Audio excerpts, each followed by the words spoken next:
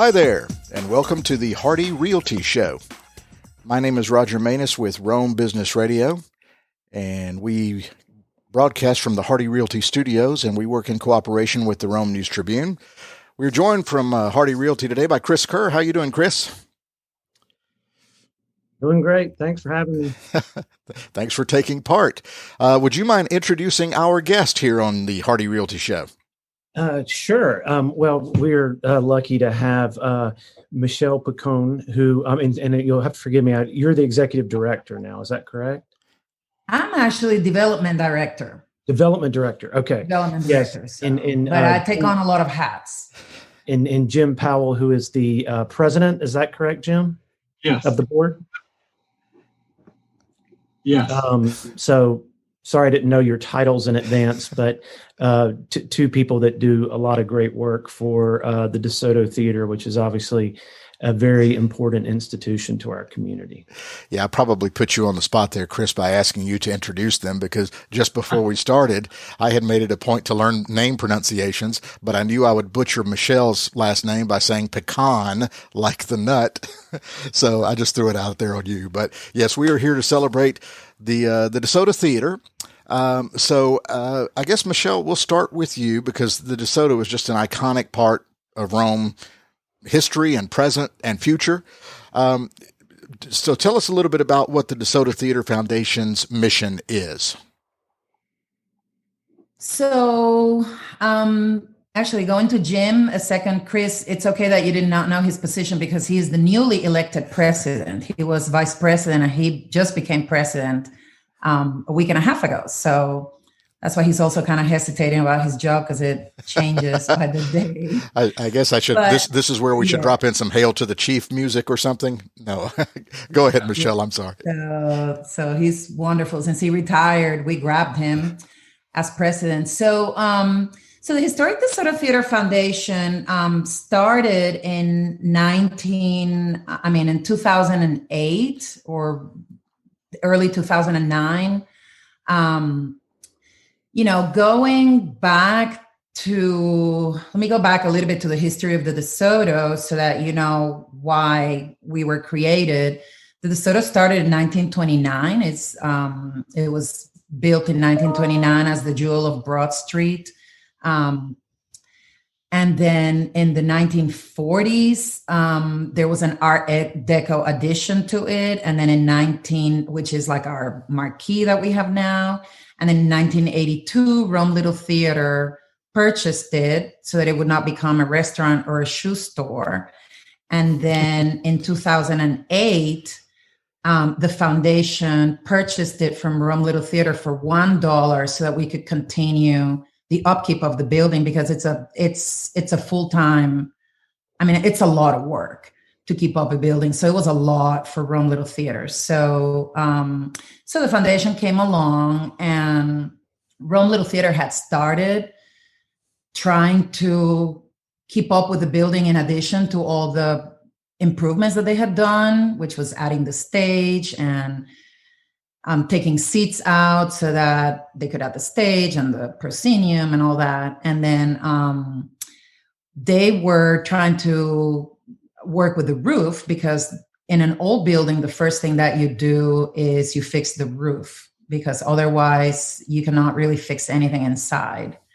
And so for an old building like this, it's a big proposition. So they were in the process of doing that with grants. And then the Fox Theater came along and decided that the DeSoto was a great project for them to take under their wing to help us fix the theater. So the Fox Theater gave the DeSoto in 2008 a big push to start the foundation.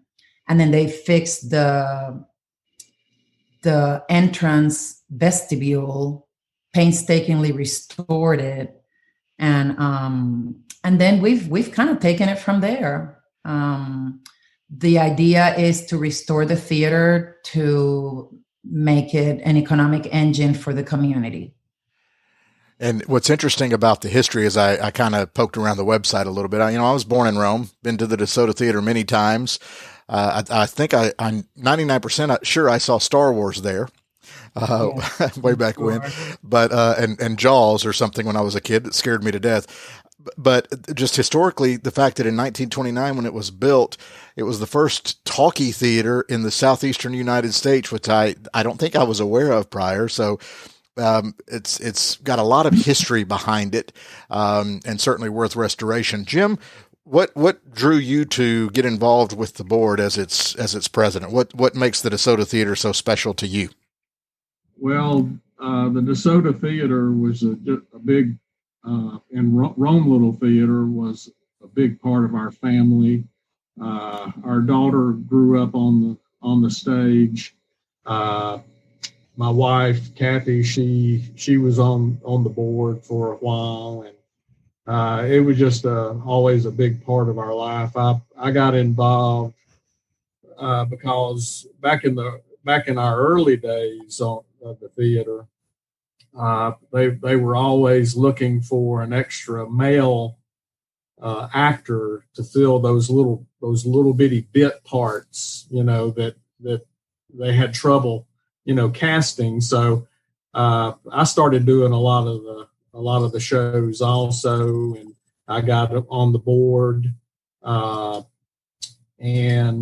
then we really got tired of seeing the theater in disrepair, a lot of issues, rehearsals in the freezing cold because the heating and air system was down. And so, a group of us got together and decided we needed to do something with the building because it was fast. It was quickly getting to a point of disrepair. And we were, so we just rolled up our sleeves. We decided to form the foundation because that was going to be the best route to go. And like Michelle said, 10 years ago, a little over 10 years ago, we started off our journey, and it continues today. Well, Jim, I want to circle back around briefly about your acting career. Are you more of a Tom Hanks or George Clooney? Ernest Borgnine. Oh, I actually know who that is. Chris, we have talked with this before on the Hardy Realty Show. When we take time to celebrate the good things going on in the community, you're a big supporter of the arts, and obviously the DeSoto Theater is the crossroads of that. But just what does the DeSoto mean to you? Well, and I think that's the best way to describe it. Kind of starting back when we were talking about everybody's history with it, I can remember going with my grandparents to, to a show or whatever it may be, and then going down to the Partridge and saying hey to Johnny and having dinner. And, so that's, my mom talks about remembering to go see movies when she was in high school. I guess that would be the 60s. So it's part of our fabric as a community. And then fast forward to when I moved back, I got involved, with Rome Area Council for the Arts, and we've the DeSoto is, they have the brick and mortar, and I know many of their board members, and as Jim and Michelle have said, that is a very hardworking board. They're constantly raising funds. They're having great events. Some of the events that we've partnered with them on. And it's just, it's when you go in and you have that Art Deco feel, the restoration is it's just incredible what they've all done. One of the hardest working boards in town for sure. So we as RACA are very proud to support them in any way we can. Well, and it's interesting the way the theater has evolved, which is originally a movie theater, but now it's evolved where it can, when the Rome Little Theater took it over, for its tenure there, but it's now multi-purposeful. Events can be held there and speaking engagements, and not just movies and plays and concerts, things like that. It's become, in recent times, it's become more of a versatile theater, I guess. Is that fair to say, Michelle? Yes, and that is part of the purpose of the foundation, is to open up the theater so that the community, so it can be part of the community, so that it's not just, owned by a small group, but it is, the group can still use the theater, but it's part of the bigger community so that the community will support it, because it's too much for one group to support it. We need everybody to kind of pitch in and rent the theater, and have the banks to have stockholder meetings there, and have people do birthday parties, and have people rent it for a movie or for a wedding. And so, we share the space with Rome Little Theater, but we have opened it up to the community, so that the community can then invest back into it. So yes, it is. There's a lot of events that happen there. All right. And getting back to the history, pardon my ignorance here. I know the theater was started in 1929. Was the building already built prior to that, or was the building built for the DeSoto brand new in 1929? Brand new. Okay. So, but now we're, the building is pushing a century. So I know when you talk about the renovations, it's not just a coat of paint. You're talking about wiring and plumbing and bathroom tile and everything to not only restore its elegance, but, bring it up to modern code, things like that. So I'm sure there have been various stages through the years, but we're talking about hundreds of thousands of dollars over the years to maintain. Are we not? Yes, we have put in, since the foundation started, we have put in over, not quite $1 million, but probably close to 800, or we have probably surpassed 800,000 by now. So almost $1 million. And yes, it is a little bit at a time. We have a couple of events, and then we fix the electricity, and we have, a couple of events, and we do, the fire system, fire alarms, and, plumbing. And, initially, of course, we had a bigger construction that did the auditorium, and we got new seats for the auditorium. We added an old part of the building that was on the side that was rented, and we did a concessions area there, a new concessions area with a catering kitchen. And then on the other side that used to be concessions, we fixed the bathrooms. We have marble tile and beautiful bathrooms, and redid the office, the Rome Little Theater office. And so that was pretty major. That was in 2013. And then after that, we've done like a project at a time, fixed the air conditioning units so that they could work for the past 10 years and things like that. Now we're in a big one. So you've adapted as the theater model has changed to make it more versatile. You mentioned the catering kitchen. You've kind of adapted some of the needs inside there to make it more versatile for a variety of events. Yes, so that we can have people have a party there and bring their food and have a refrigerator and have a warming drawers, and we have our own like pre-parties before events, that fundraisers. So we needed that for us as well. But yes, we want to be a multi-purpose space. We want people to have meetings upstairs, in the front, inside the auditorium. So yeah. In the main auditorium, the theater seating, what's the capacity now? You said you redid the seats several years ago. What's the capacity? 500. 500. But originally, I think I remember the seats being really small when I was a kid. Yes. There used to be, before Rome Little Theater did the stage and put new seating in the 80s, or maybe the seating was there already from earlier, I think. But there used to be 1,000 seats. Yeah. Originally, and then there were 460, I think, before we took it over, and then we increased it to 500. Gotcha. Jim, what is the constant task raising money? Well, at this point, that's our big challenge. We've concentrated on the front of the building and the auditorium. We have purposely tried to improve the front of the building and get it where it's a more comfortable, inviting environment for folks to come for the different events. But now we would really like to move forward and improve the stage as well as the backstage area. Those areas have not been touched since Rome Little Theater actually built the stage back in the early 80s. So if to really make it a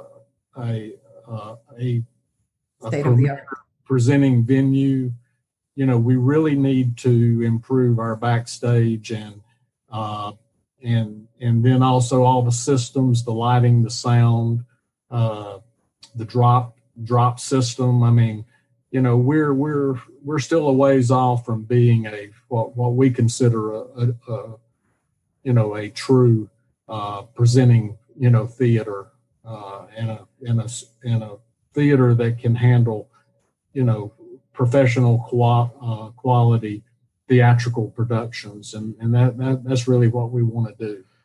So it's a work in progress and has been for a while. How can people help support? What do they need to do? Go to a website? I'll let Michelle answer that. Okay.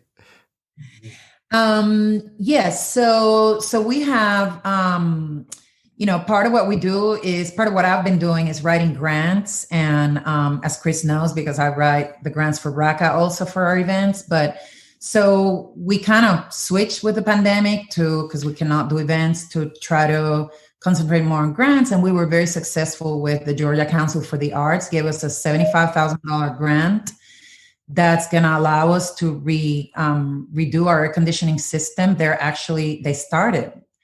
But great. A lot of these grants need to be matched. So this one specifically is a 60-40 grant, and we got $75,000. They're giving us 75, and then we have to come up with the rest to complete the project. It's a $115,000 project. So yes, people can donate through our website. The best thing is to donate to our annual fund, or if they want to do like a capital donation, that let's say you say, okay, I want to give you, $20,000 over 2 years or over 3 years, then contact me and we can set it up kind of as a capital donation. But if you want to do, $1,000, $2,000, $100, $20, do it through our annual fund, and it's all on our website. Or you can send a check to the DeSoto, because we do need to come up with the money to finish that project, and then to start others. Now we're writing a grant for insulation, and that's also going to have a match. And then a lot of these grants, what we are discovering is you cannot ask for the grant unless you have the money in the bank. So even if you're not thinking about using the money for insulation, if you're asking for money for insulation, you have to show that you have money in the bank, because otherwise they don't give it to you. So you always have to have money, essentially. Yeah. To get more money and to spend it,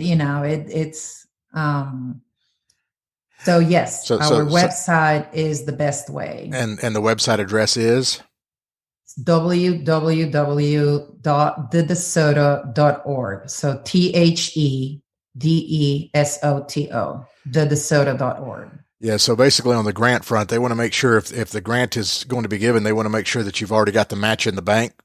Basically, so you're chicken and egging. So, because you're going to have to raise the money, but they don't want to run the risk of they give you all this money and then you don't have enough time to raise it. So for us, for example, part of the money that we were thinking about raising for this project would have been with events that we had to cancel. And so luckily we've had some donors that have done some pretty major capital donations for not necessarily, with a specific purpose, but that has helped us.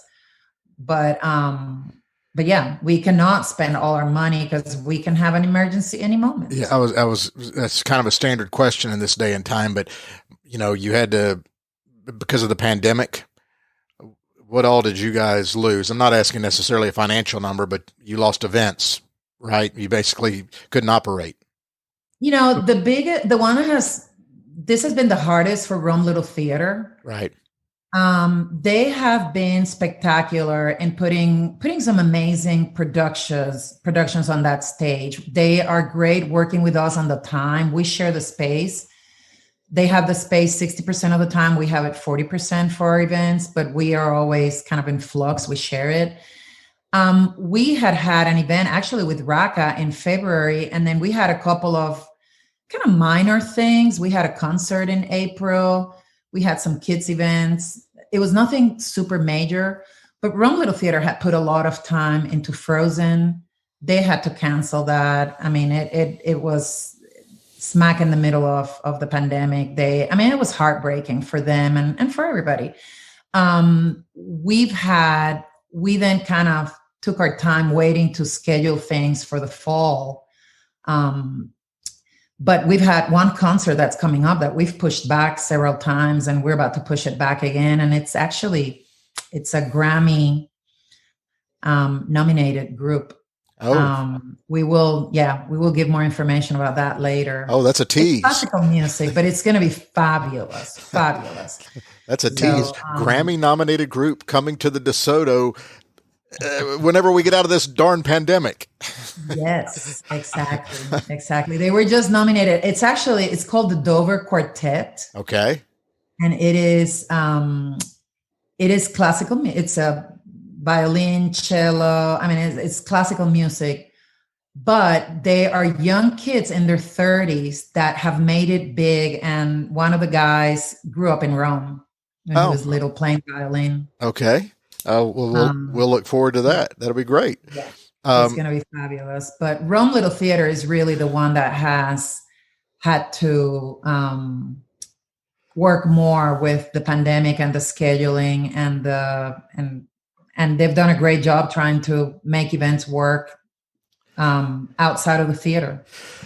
Chris, I'm going to ask you to put on your realty hat here for just a minute.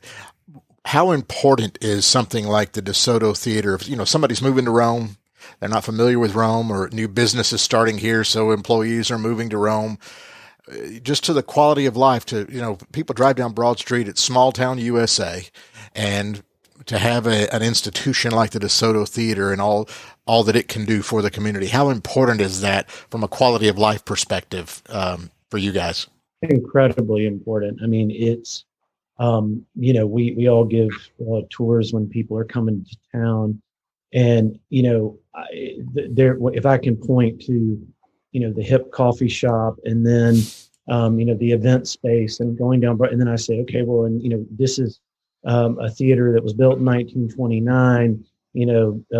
Talkies were introduced here. What our symphony plays here. It's the oldest symphony in the South. That's right, Michelle and Jim. Oldest. Actually, the home they have for a couple of special events, but the home of the symphony really is the auditorium, the city auditorium. Yeah. We've had a couple of events. Like the Mozart event. Was that? That was a Raka event that was in conjunction with the Rome Symphony. It was Rome Symphony, the DeSoto, and Raka. So essentially, the donor who put all that together wanted to do it at the DeSoto through Raka, and they wanted it to be a collaborative event because this is really more what we should be doing. Doing things like that where all the arts organizations get together. But yeah, the symphony is more. It's just incredibly important to to be able to point out the heritage and but the arts in general. I mean, it is an economic development driver. People, when businesses are thinking about moving to town, they want to know what types of quality of life, and the arts are, is a primary part of that. And, the reason why it's so important to, back to what they're both saying here, is that it costs money. When I called Michelle yesterday, she was directing two guys cutting down trees behind the auditorium. And, we had our board meeting at RAC last night on Zoom, and that was it. We just had our board meeting. I'm not, raising money for a stage, because I think, to what Jim was saying, the more that can be invested, the bigger the production. Like in the same way the tennis courts now have, indoor courts, that's going to attract larger tournaments.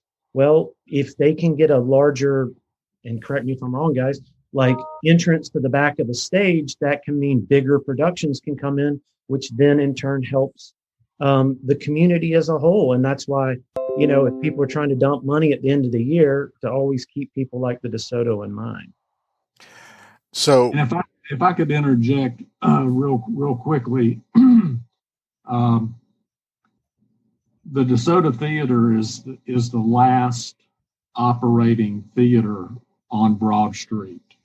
Broad Street was littered with movie houses, opera houses, vaudeville houses. I mean, back in the late 1800s and early 1900s, there were dozens of venues on Broad Street. Rome was a hub for the entertainment and arts industry. The larger. And we're the last one. So that's why it's also so important, as Chris said. It's just part of our heritage, and we don't need to lose it. Yeah, when it's a landmark. Oh yeah, we're down the street from the DeSoto. We're across the street from the DeSoto. That needs to be preserved, and it's such a vibrant part of culture. Let's just kind of go around here and get final thoughts here. Michelle, anything you want to make sure you get said here about how people can help support, or any final thoughts from you? Yes, if somebody's interested in helping, they can call me. They can send us an email through the website, and we'd be happy to give them a tour, show them what our projects are. We would love. I mean, we're kind of testing the waters for a capital campaign for the stage.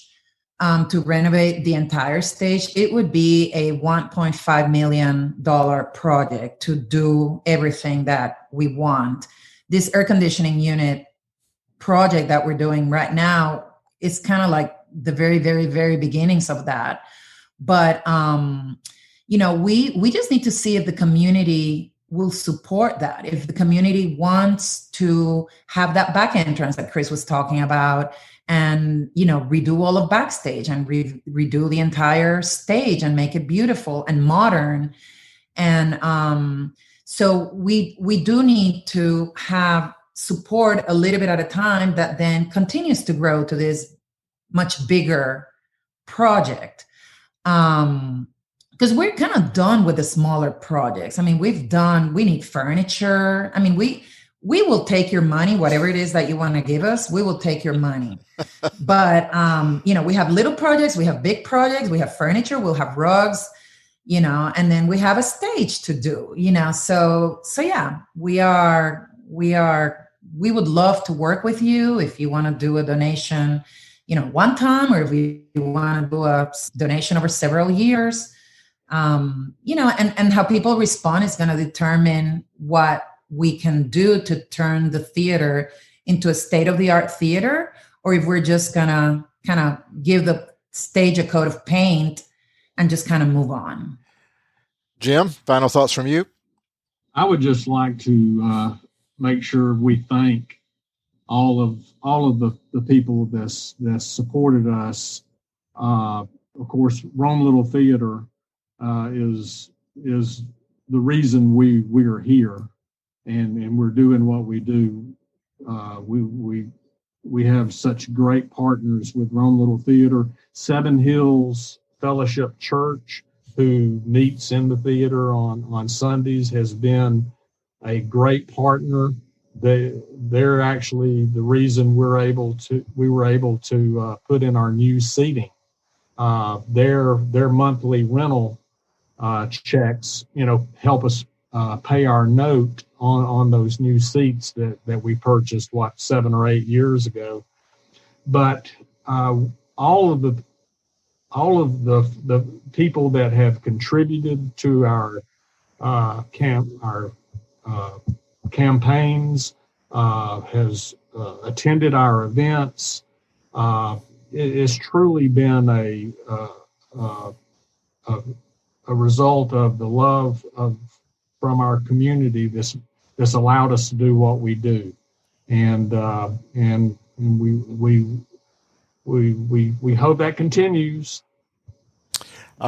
We certainly hope it continues. One of the things you both have mentioned that I want to re-stress is that it's a multi-purpose venue, you mentioned a birthday party or a corporate meeting. So it doesn't have to be a movie or a play or a concert that's an event that somebody else is putting on that you attend. You, as a citizen of Rome or a business in Rome, you can do your own thing there, just for your own corporation if you need to, a party, a gathering, a meeting, things like that. So I wanted to reiterate that. Chris, any final thoughts from you there at Hardy?